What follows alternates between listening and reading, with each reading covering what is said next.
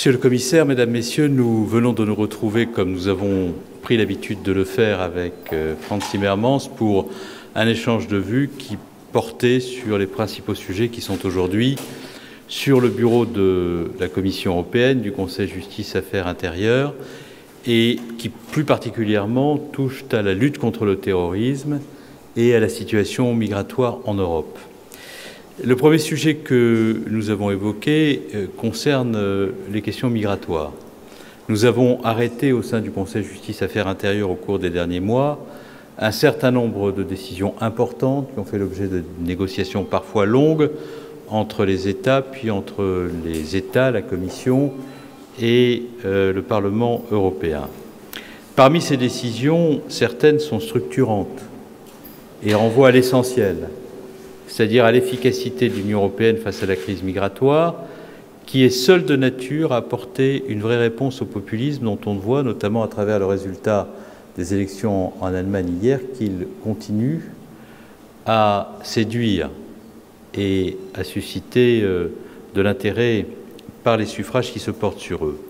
Première décision que nous avons prise, c'est le rétablissement d'un contrôle aux frontières extérieures de l'Union européenne par la montée en puissance de Frontex, agence à laquelle nous avons voulu donner des moyens à travers la mise en place d'une structure de garde-côtes et d'une structure de garde-frontières qui doit faire l'objet de l'allocation de moyens significatifs pour pouvoir remplir ses missions.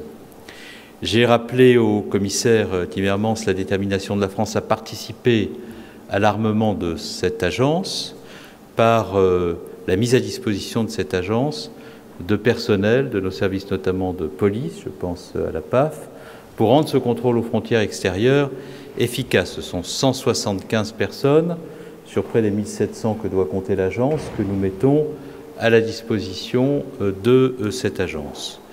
Nous avons insisté également, c'est le deuxième point, sur l'urgence à mettre en place les exercices Frontex qui doivent permettre de vérifier aux frontières extérieures, notamment en Italie, en Grèce, que les contrôles et l'activité de Frontex sont à la hauteur de ce qu'est la pression qui s'exerce sur nos frontières et sur nos côtes.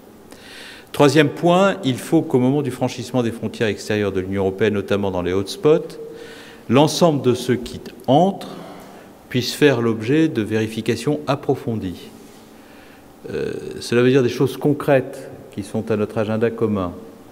Interrogation du système d'information Schengen, qui pour être efficace appelle une alimentation par tous les États de l'Union européenne du SIS, interconnexion du système d'information Schengen avec l'ensemble des autres fichiers, je pense aux fichiers SLTD des papiers et passeports perdus ou volés, je pense à Eurodac, qui ne peut pas être utilisé à des fins de sécurité, mais dont le règlement pourrait être modifié, de telle sorte à ce que cela soit possible. Je pense à l'ensemble des fichiers criminels que l'on doit pouvoir connecter les uns aux autres, avec une seule interface permettant d'avoir accès à ces fichiers pour nos services, qui en quelques minutes doivent pouvoir, lorsqu'ils interrogent ou interpellent un migrant en situation irrégulière, avoir toutes les informations le concernant. Il faut accélérer la lutte contre la fraude documentaire, puisque nous avons vu que ceux qui nous ont frappés en novembre étaient pour partie dotés de faux documents, et que c'est avec ces faux documents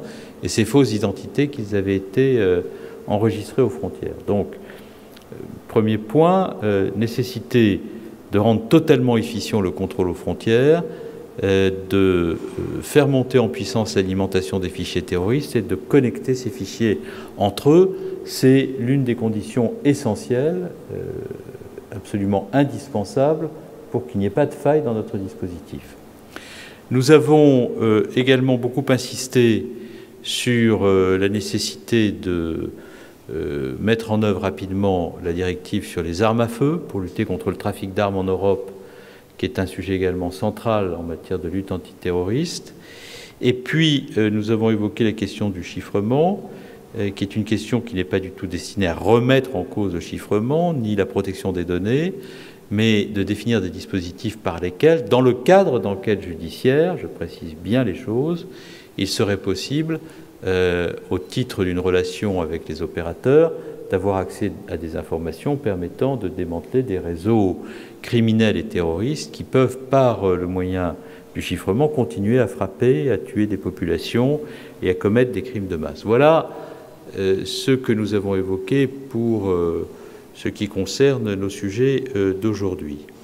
Je veux rappeler que, en matière de respect par la France de ses obligations, dans le cadre notamment du processus de relocalisation et de réinstallation, la France tient absolument ses engagements en Europe au titre de ces procédures qui ont été décidées au sein du Conseil Justice Affaires Intérieures en liaison avec la Commission. D'ores et déjà, ce sont 1656 demandeurs d'asile que nous avons accueillis au titre de processus de relocalisation et de réinstallation au cours des derniers mois, auxquels s'ajoutent 700 personnes qui ont vocation à arriver dans le courant du mois d'octobre. Donc nous serons le pays de l'Union européenne qui aura été le principal contributeur à ce dispositif de relocalisation et de réinstallation au cours des derniers mois. Je voudrais rappeler également que sur les deux sujets que nous avons évoqués, c'est-à-dire la lutte contre le terrorisme et les questions migratoires, nous avons rappelé au commissaire que Thomas de Maizière et moi-même avons adressé au président et à la chancelière, ainsi qu'à nos collègues de l'Union européenne et à la Commission, un ensemble de propositions, reprenant d'ailleurs ce que nous avions déjà engagé pour l'amplifier, l'approfondir et le projeter vers l'avenir.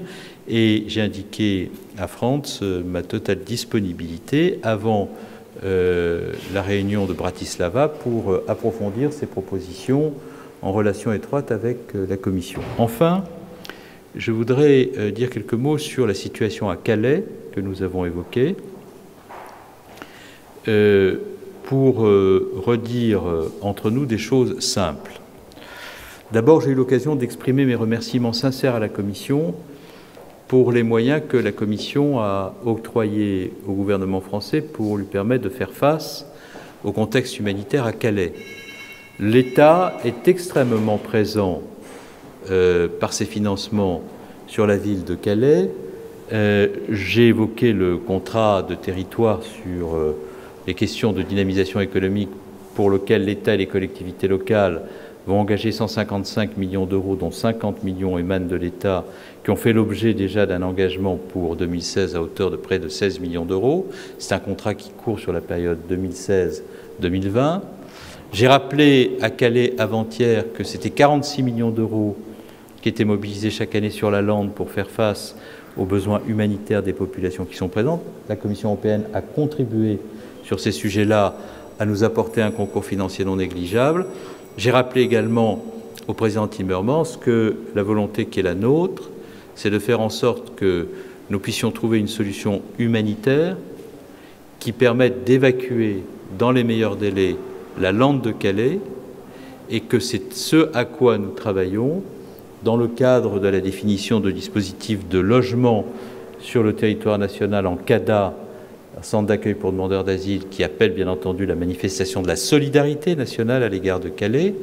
Et j'appelle chacun à comprendre que le soulagement de ce qui se passe à Calais suppose que la solidarité nationale se mette en œuvre et que dans ce cadre-là, bien entendu, nous pouvons avoir besoin de concours européens financiers.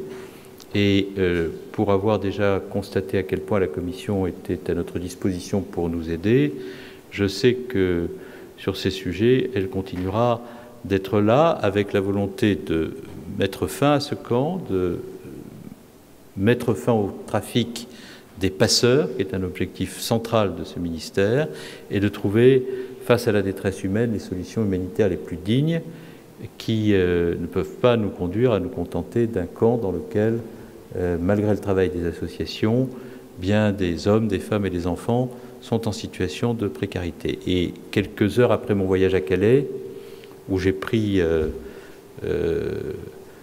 des décisions qui s'inscrivent en continuité de ce que j'avais déjà indiqué et en ai informé les élus, le fait de pouvoir maintenir cette relation très étroite avec la Commission européenne était pour moi une très bonne occasion de pousser nos avantages et d'aller plus loin. Enfin, je veux remercier Frantz Timmermans pour son dernier livre, de commissaires européens dont je fais la publicité, qui s'appelle Fraternité, retisser nos liens, et qui montre qu'entre la Commission et le gouvernement français, il peut y avoir sur les valeurs et sur l'essentiel des convergences et des volontés d'agir ensemble pour atteindre des objectifs nobles.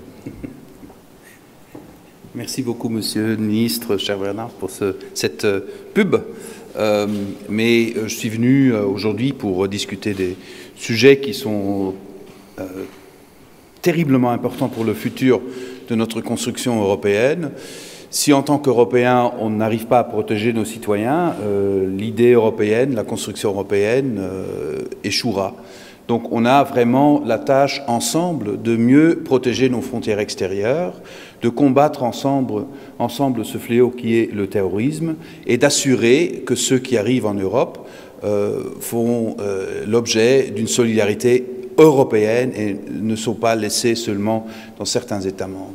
J'y tiens aussi à souligner le soutien de la Commission européenne pour l'approche du gouvernement français à Calais. Je crois que c'est dans l'esprit humanitaire de vouloir offrir aux réfugiés à Calais un logement acceptable, dans des conditions acceptables, de vouloir enlever les gens de la boue, parce que c'est l'approche de Bernard Cazeneuve que je soutiens complètement. Et la Commission est à la disposition du gouvernement français pour voir comment on peut soutenir cette approche. Finalement, je veux encore une fois exprimer ma solidarité avec le gouvernement français dans des temps difficiles dans leur combat et notre combat conjoint contre le terrorisme.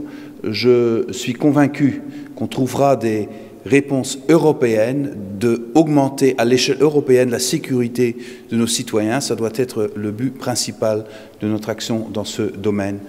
Je remercie le ministre Cazeneuve pour sa chaleureuse hospitalité, comme toujours, l'ouverture et la francheté de nos débats. Et on s'est mis d'accord pour continuer nos discussions, pour pouvoir élaborer des propositions sous peu pour améliorer encore la sécurité de nos concitoyens. Et merci beaucoup. Vous avez des questions ?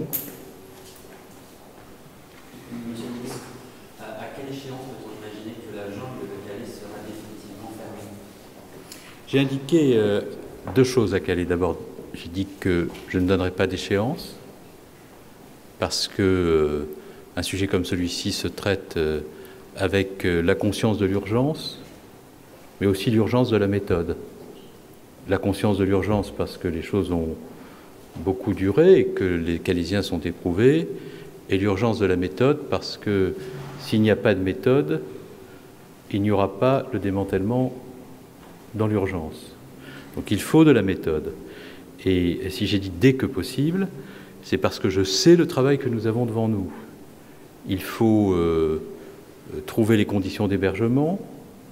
Nous l'avons déjà fait, notamment pour ceux qui, à Calais, ont bénéficié de près de 6000 places en centre d'accueil et d'orientation. Ce n'est pas rien, 6000 places d'accueil et d'orientation. Si nous n'avions pas dirigé de Calais vers les centres d'accueil et d'orientation et vers l'asile ceux qui s'y trouvent, ou ceux qui s'y trouvaient, ce sont beaucoup plus de migrants qui se trouveraient aujourd'hui à Calais. Donc nous devons trouver les places qui permettent de faire cette opération dans des conditions de dignité et d'humanité. Nous devons également faire en sorte que l'ensemble des acteurs participent de ce mouvement. Et il faut passer un peu de temps pour parler aux associations qui ont fait un travail considérable et qui doivent comprendre avec nous que les tensions, les violences, les troubles à l'ordre public exposent les migrants et les Calaisiens eux-mêmes et qu'il faut mettre fin à cette situation. Et donc moi, je suis désireux de faire les choses dès que possible. Et pour les faire dès que possible, je sais qu'on ne peut pas les faire n'importe comment, en multipliant les déclarations tous les jours devant les micros, qu'il faut aussi travailler. Et donc, nous travaillons. J'aurai ce soir une réunion avec la ministre du Logement sur ce sujet. J'ai tenu ce matin une réunion très longue avec l'ensemble des services du ministère de l'Intérieur pour préparer cette opération qui s'inscrit dans la continuité de ce que nous avons déjà fait. Mais comme vous l'avez remarqué, j'ai trop conscience de la complexité de la situation à Calais, des drames humains qui se nouent à Calais, pour être dans la stratégie de la déclaration à l'emporte-pièce, de la démagogie chaque minute et de la médiatisation de ce qui n'est pas prêt. Donc dès que les choses sont prêtes, ne vous inquiétez pas, vous serez les premiers à vous en rendre compte. Est-ce que vous entendez aujourd'hui justement la détresse de ces conducteurs qui chaque jour passent cette frontière? Est-ce que pour eux, vous êtes possible peut être une réponse suffisante aujourd'hui? Est-ce que vous les entendez aujourd'hui? Mais je ne sais pas si vous le savez, mais je me suis rendu à Calais il y a 2 jours. Je les ai reçus. Je les ai écoutés. Et ça fait des mois que face à un contexte extrêmement difficile, nous mettons tout en œuvre pour déboucher sur une solution qui, sur le plan de l'ordre public et qui, sur le plan humanitaire, corresponde à ce que la France doit faire compte tenu de ce qu'est son devoir. Son devoir à l'égard des Calaisiens, dont elle doit assurer la sécurité, des migrants, dont elle doit éviter qu'ils s'entretuent dans des affrontements, et à l'égard de son devoir européen et son devoir à l'égard du monde, qui est celui d'un accueil dans des conditions dignes de ceux qui ont un besoin de protection. Je sais aussi sur ce sujet qu'il y a des échéances électorales et qu'il y a beaucoup de propos à l'emporte-pièce, beaucoup de démagogie, beaucoup d'empressement pour essayer de faire en sorte qu'un drame humain qui se noue dans une ville où se concentre beaucoup de précarité et de misère fasse de la prospérité électorale. Je ne suis pas dans cette démarche. Je veux que la France soit à la hauteur de ce qui doit être fait et que pour cela, elle fasse les choses bien. Ça implique du travail plus que des déclarations, ça implique de la mobilisation plus que de l'excitation, et ça implique de la persévérance plus que de l'outrance. Et donc, j'ai choisi quelle était la méthode qui devait être celle de cette maison. Je rappelle qu'il y a 2 ans, il n'y avait aucun dispositif d'accueil à Calais, que les migrants étaient dans des squats livrés à eux-mêmes, qu'il n'y avait aucun dispositif d'assistance, qu'il n'y avait aucun accès à la nourriture, qu'il n'y avait aucun accès aux sanitaires, qu'il n'y avait pas de centre d'accueil et d'orientation, que nous avons créé au cours des 4 dernières années 18 000 places en CADA, et que si nous n'avions pas créé ces places en centre d'accueil pour demandeurs d'asile, nous ne serions pas en situation de traiter la situation de ceux qui sont en détresse. Je rappelle que ce sont près de 27 opérations d'évacuation que nous avons conduites à Paris, dans le cadre de dispositifs de mise à l'abri qui ont conduit plusieurs milliers de migrants à être mis à l'abri à Paris, notamment dans les centres d'accueil et d'orientation. Et s'il n'y avait pas de méthode pour régler ces problèmes, s'il n'y avait pas au sein de l'Union européenne un combat pour qu'on contrôle les frontières extérieures de l'Union européenne, s'il n'y avait que des déclarations et des outrances, nous serions aujourd'hui dans une situation bien plus difficile que celle à laquelle nous sommes confrontés, même si celle à laquelle nous sommes confrontés est déjà très difficile. Donc je ne veux pas, surtout dans cette période où les élections se profilent, me laisser emporter par la surenchère, les déclarations à l'emporte-pièce, les propos faciles. Ne vous inquiétez pas d'ailleurs, de ce point de vue-là, vous aurez suffisamment d'interlocuteurs qui satisferont votre appétit pour ceux d'entre vous qui êtes sur cette attente pour que je n'en rajoute pas de mon côté. Je suis en charge de ces sujets, je dois régler les problèmes et ça implique encore une fois de la méthode. Une autre question? Bien, écoutez, merci infiniment à vous.